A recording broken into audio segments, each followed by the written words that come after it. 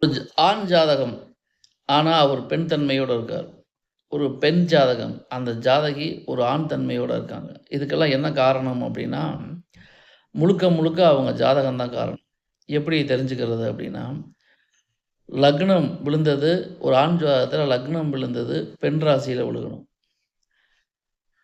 லக்னாதிபதி பெண் கிரகத்தின் சாரத்தில் இருக்கணும்.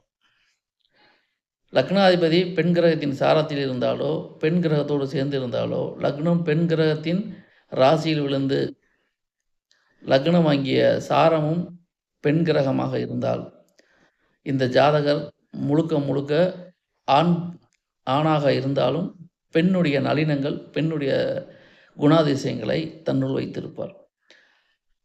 அன்பா பேசுறது, அழகா பேசுறது, சாந்தமா பேசுறது, இதெல்லாம் அவருடைய தன்மையா இருக்கும். அப்ப அவர் ஆண் தான். ஆனா, அவர் வாங்கிய சாரத்தின் அடிப்படையில் பெண் போல் செயல்படுவார். பெண் போல் செயல்படுவார்னா, பெண் தன்மையைப் போல இருப்பார்.